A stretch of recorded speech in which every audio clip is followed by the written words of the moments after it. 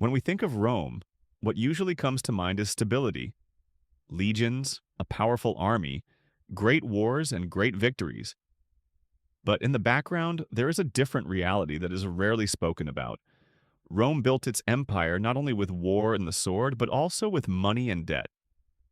The army needed supplies, equipment, roads to be built, and wages to be paid. Horses had to be cared for. There were siege machines. There were sieges that lasted for months. When all of this came together, it created an enormous cost. In other words, Rome's wars were far more burdensome than we tend to imagine. In the early days, this burden was lighter. At the beginning of the Republic, the army consisted of citizens who brought their own weapons. When the war ended, everyone returned to their homes and their land. But as Rome won victories and grew, things began to change. Wars lasted longer, fronts moved farther away as surrounding territories were conquered, and this model was no longer sufficient. A real army was needed, real soldiers were needed. The empire began to put these soldiers on a regular payroll. At a certain point, conquered lands became not only a military issue but also an economic one. New territories meant new taxes, new mines, new slaves, and new regions that had to be controlled. War, in other words, turned into a system capable of keeping its own wheel turning. As Rome gained more, it became possible, almost necessary, to do even more. But Rome did not stop there. During large and prolonged wars, especially the Punic Wars, the state began to borrow from the wealthy classes. These loans were not acts of sacrifice, they were profitable investments. Those who lent money expected more in return than what they gave. They demanded tax collection rights and commercial privileges in newly conquered regions. Over time, war became a business. Generals gained power by promising profits. Senators did not oppose the system, they became part of it. Private contractors both supplied the army with equipment and collected taxes.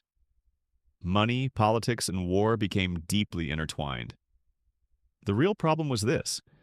For this wheel to keep turning, it had to keep growing. Soldiers' wages had to be paid and debts had to be repaid.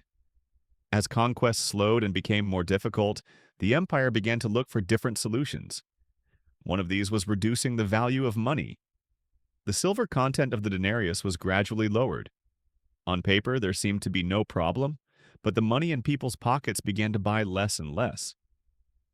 People who owned wealth were not completely unaffected by this situation, but they were affected far less. They had land, they had slaves, and they had the means to protect their assets. The poor, on the other hand, were faced with inflation, heavy taxes, and compulsory military service. As daily life became more difficult, the state tried to keep the people calm through spectacles and aid. For this reason, the fall of Rome was not only a military defeat, it was also an economic and monetary collapse. When we look at the present day, we do not see the exact same picture, but certain similarities are hard to ignore. States trying to sustain wars through debt, growing budget deficits, the gradual loss of currency value, and certain groups benefiting more than others from this system. These things feel familiar. Rome's story reminds us of this, a system built on constant growth, especially one where the economy is driven by war, will eventually struggle. Resources are limited. After a certain point, the burden falls on the people. That is why history does not only tell us about the past, it also helps us understand the present. It allows us to see how money works, who benefits from debt, and who ends up paying the price during crises. We may not be able to change the system entirely, but at the very least we can understand what kind of system we are living in. Instead of accepting it blindly, we can follow what is happening with greater awareness. Because more often than not, real power lies in knowledge and awareness. If Rome's story is still being told, it is not just because it is history. It is because it is still speaking to today. If you would like to see more videos like this, don't forget to like, comment, and subscribe.